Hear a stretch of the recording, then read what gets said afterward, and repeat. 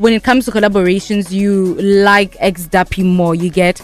I want you to tell me why him? There's just a lot of things that we click with in terms of production wise, sound wise, as bros as well, with the things that we like, trip wise, how we handle ourselves. We don't like being outside too much, sometimes we're hard to reach as well, but Duppy's the hardest to reach out of me. Yeah, so I just think it's that, man, and the synergy, our energy is just bouncing off each other, as much as the Duppy doesn't seem a bubbly person like that, but when you're together, it makes sense. Yeah, when you get to know him, you can actually see that, this guy is actually, he's actually crazy a little bit, but he's a really quiet bro, he's chilled, and also, I also think the fact that we also both come from Pitori as well, it's just that Pitoriness in us that just brings out, a special scoop for people. Sure. Yeah. TshwaneFM Extra. This is Justin99 with El Maestro with Lil Frost on Kibanyana. And just like that, you know that we're not alone in the studio. We got the Mandem himself looking all sorts of dope. And I want to say welcome to the Afternoon Rush. How are you feeling? Hey, thank you so much for having me on the Afternoon Rush, man. I'm blessed. I'm excited. I'm happy to be here, man. Can't wait. We're happy to have you here as well. So we're going to start it very easy. I want you to introduce yourself maybe to someone who has never heard of Justin99. How would you sell yourself? I would say Justin99 is a young colored boy from Pretoria, Estres, 012 in a real way though. Young, energetic producer, looking to change the world, looking to come with different sounds that you've never heard before, and also looking to put Pitori and long as essay on the map, Yeah. Yeah, that's what I'd explain myself to. That's beautiful. And I want to know, how did you come to choose amapiano as a genre? Because, it's a whole pool. And you're like, I'm choosing amapiano. How did that come about? It actually happened by choice and also not by choice, So I started with hip-hop before. Okay. I used to play my beats for my boys in the hood where I'm from, and then on a specific day they just decided that they're fed up with hearing hip-hop from me, man. They just said, try something else. We hear the hip-hop, but try amapiano. My piano is popping up, so let's see what you can do with that, man. What year was that? That was 2016. Okay. Yeah, on about 2016. No, 2019. All right. Yeah, when amapiano first popped, around about when Kabza and blew up. When it first came in the scene. I started producing in 2016. And then, around about late 2021, I actually started to get the hang of it. Yeah. And then, the rest is history, man. I feel you. So what have been the best collaborations for you within the amapiano space? Because I know that you've done a couple of them, but which ones have stood out for you to say, you look at them and you're like, yeah, but here we cooked? I'd say a lot of my big songs, that people know me for. So, number one, I'd say Zotata. That's the life-changing song. That's the song that put myself and my brothers on the map, Sure. Secondly, I'd say Kilimanjaro. And actually before that, I'll say Chippy Chip. A lot of people don't know that I also made Chippy Chip with Miller Steezy. Sure. It's just obvious there wasn't PR and I didn't push myself as much. And then lastly, I'd say one of the biggest and also one where I can actually say now we cooked there was Yaya Pia with Uncle Waffles. That was also a really good big feature and also a really big song that I worked on, one of the biggest I can say so far. That's beautiful. So I also want to know, right? Obviously, there are like a lot of challenges within the music industry. Like I hear people talk about split sheets and all that. How do you make sure that you're looking out for yourself and you're looking out for your music in terms of monetary value and all of that? How do you do that for yourself? You try to do your best to be clued up. One thing I say is that when I did get into the industry, I didn't know as much as I do now. True. So it's about getting experience. It's about asking the right questions, and asking the right people, and also doing your research. So it's like kind of going into. I wouldn't advise you to go into a test without studying for it. Yeah. So it's like that. So go and do your research. Go and find out. It's simple. It's not like it's hard to reach. It's certain numbers that you need to get for certain buildings and facilities. And then from there, it's just about filling your information in and everything is in order, man. It's just down to you to track it, make sure everything is on par, make sure to ask when, hey, it's time to receive. Maybe your mom can do that role or someone in the family or eventually a friend, I'm glad you mentioned that. Because I personally, here's what I think. Yeah. I have this little thought, Yahore, when you like work with people close to you, to a certain extent it works, but it can also work to your demise. How do you balance that? Because I hear you just mentioned working closely with people that maybe you're close to. How do you make sure that does not ultimately work to your demise? I try to be as honest as I can be, man. And that's one thing that my mom taught me, is that honesty breaks no friendship, you know? Sure. So if you don't give any people hope, so if you're just honest with them and let them know, bro, this is how the game works, this is how everything works. For now, this is what you receive. Eventually, it will get to a point that way you can also receive this much and this much and this much. Because I feel like what makes that or creates that awkward space or that weird vibe is just them expecting something because they see, hey, this one is kicking every week. It's like, but people don't know there's a lot that goes into it, and sometimes you must explain to your friend, okay, as much as I'm kicking every week, I need to pay for a bus, I need to pay for the driver, I need to pay for photographer, you know. It's a lot. Yeah, I'm investing in myself as well as paying for gas roll, as well as making sure people are nice when they're out, you know. Maybe we stop by the garage, maybe on our way to Limpopo, Mpumalanga, wherever the case is, you know. So there's expenses that come with that as well. So you're transparent with it. Yeah, it's just about being transparent and getting everyone on the same page. You know, obviously you can't be that transparent where you let them know everything as to how much you know you're making, all of that. But sure, so that they get to a point where they understand more or less what's happening, you know. Yeah, 1000%. Beautiful. So I want you to take me through the creative process. This is you in the studio. There's also a vocalist. How does that go? Who comes first? Is it the vocalist, or do you cook the beat first? What happens? How's the process like? I'd say it depends on the vibe and it depends on the vocalist. So sometimes it can be the vocalist first. You know, they can come with something, a concept that they have in their head, or I can ask them to just lace a vocal and a beat, and I build the beat from there.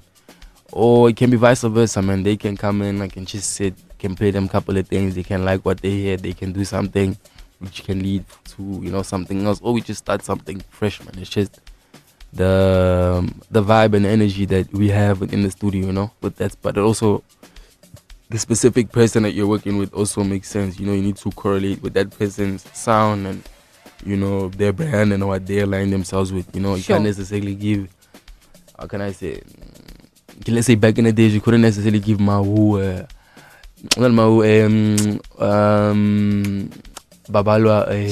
uptype beat, you know. She's more, you know, people know for soulful and all that, you know, right. Her voice is even that type, you know, but depending on the vibe and the situation, if the right space or the right beat can be made, she can probably go in Scoop, you know, but obviously it's not the thing that you expect her for, so it's more or less that type of vibe, you know, knowing, okay, I'm not folk, I know folk, I like Bacardi, you know, so that's the type of vibe.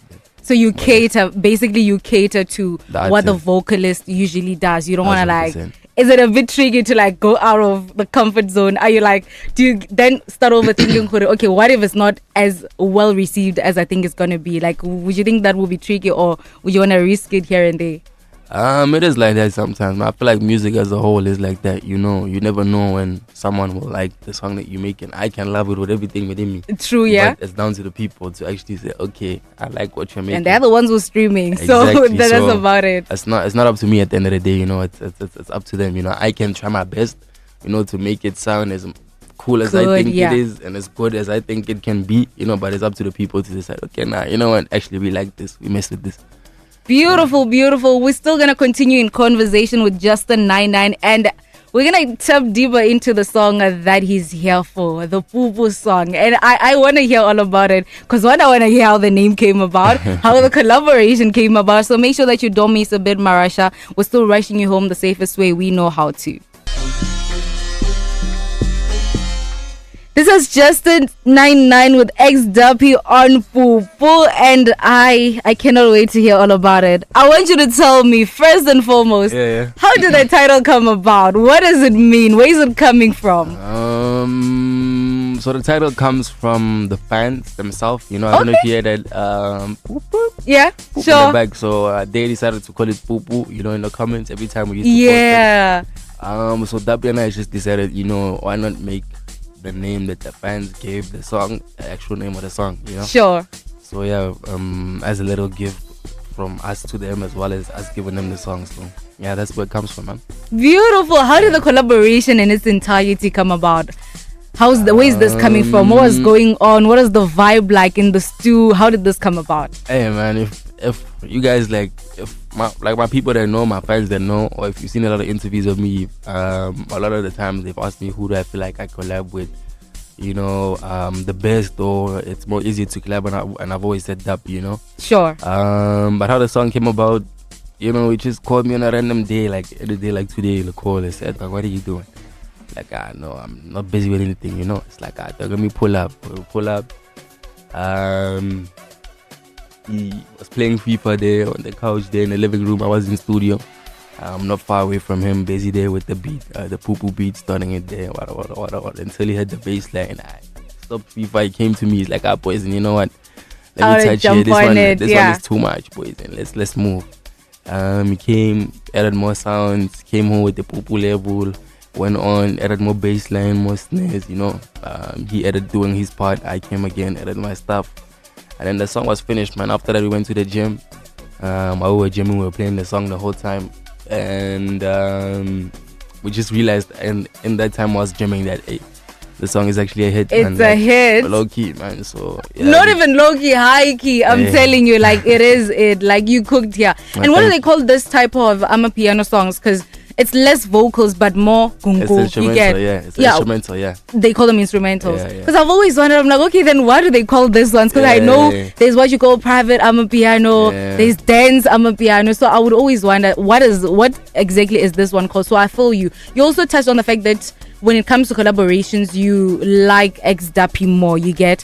I want you to tell me why him? Why would you choose Xduppy over anybody else? I don't know. Maybe it's because his birthday is before mine. Wow. Maybe. But Justin99. But yeah, there's just a lot of things that we click with in terms of production wise, sound wise, as bros as well, with the things that we like, trip wise, how we handle ourselves. We don't like being outside too much, Sometimes we're hard to reach as well, but Xduppy's the hardest to reach out of me. Yeah, so I just think it's that, man, and the synergy, our energy is just bouncing off each other, as much as the Xduppy doesn't seem a bubbly person like that. But when you're together, it makes sense. Yeah, when you get to know him, you can actually see that, this guy is actually, he's actually crazy a little bit, But he's a really quiet bro, he's chilled, and also, I also think the fact that we also both come from Pitori as well, it's just that Pitoriness in us that just brings out, a special scoop for people. Sure. Yeah. That's beautiful. I feel you. And I also want to know the way you present yourself as an artist. That's quite important when it comes to branding yourself as an artist. 1,000%. How did you decide on your overall look, the hair, everything, the grills, the chains? How did you decide on that? Because I know, like, once you figure out a look for yourself as an artist, you gotta stick to it, because you can't keep go. You can't go, keep. Then today we see you on a different type of drip. You get. How did you decide on this one and stick to it? It happened by accident, man. There was a time just right when we blew up PC and I. We were just dyeing our hair lots of colors. So if you can go back to 2022, 2023, you'll see me with blonde, you'll see me with cream, you'll see me with pink, you'll see me with red hair, maroon hair. So we're doing a lot of styles, and I was just experimenting, man. I was not necessarily, both of us were just experimenting. We're not necessarily looking for a specific color for people to be like, okay, wear this color, But then people just started saying it, like, you look dope, you look better, like, in blonde, So my mom also said, you look nice in blonde. I think it suits you. When your mom says you look good in any color, you stick to it. You need to listen. Because one thing about those people, they don't want color on anybody's hair. Like, it's either your hair is black or nothing. Don't mess with it. So I feel like if your mom also put a stamp on it, wear for blonde. Keep the blonde. 1,000%. And then from there, I just decided to be blonde. It became the image. Did my first couple of PR pictures with the blonde hair, But there was also a time where I would go with black hair and I'd go out, but people wouldn't recognize me. That also helped me see that actually, that's quite crazy. Yeah, the blonde hair actually people. It's your brand. That is you. That is what people associate with your brand. So I think you should stick to it. We should not see you in black hair or pink. Blonde is it. You get what I'm trying to say? 1,000%. So I also want to know, what advice would you give to somebody who's upcoming and they're like, hey, I don't know where to start. This is quite tricky. Where do I start? Who do I go to? Who can I talk to regarding sheets, split sheets, and all of that? Everything that has to do with the music industry. What advice would you give that person? I'd say go on your phone, go to WhatsApp, search Meta. Or go to Google, or go to Google. You can send Meta a voice note asking them, or asking it, specifics, whatever you want to know. But basically what I'm trying to say is that right now there's really nothing hiding any information from anything. Even on TikTok, you can put the right words together, you can get that information that you're looking for, you know? Yeah. So it's basically the same as what I said before in terms of study, like for your test, you know, make sure you're ready for the battlefield, because it's a battlefield, you know. Sure. Especially the music business side, and also Real. as much as the music side, you know, people drop in a lot of that competitiveness, but the business side is also another Battlefield. you know, battle on its own. So I'd say try to know as much as you can, because you can never know too much and you can never know too little. Sure. Know? So always be open to be taught something. Always be a student, you know. Always learn something Be a from sponge, people. man. Like allow people to fuel you and absorb as much as you can. You get That's great. That's beautiful. lovely. How please do give us your social media handles for anybody that says, you know what, I want to follow this guy because I feel like he's got a load of wisdom and the music is also dope. So your social media platforms, please. On Instagram it's _Justin99 _Justin99. On TikTok it's the same _Justin99. Facebook is not Justin99. Those are the Justin99 pages. They are not me. They are not written by me or anyone close to me. My name on Facebook is Justin King. That's the government name. That's where you shall find me. Twitch, Justin99 __. You know, I'm going into streaming as well. I stream gaming. I stream making music live. You know, I'm trying to venture into that as well and put people in SA also onto stream. Not that they're not onto it, but just make it, you know, a little bit more bigger and, you know. Beautiful. Yeah. Shout out to you for pulling through on the afternoon rush, and we hope that this is not the last time we see you, yeah? Thank you so much for having me. Definitely won't be. Beautiful. Definitely.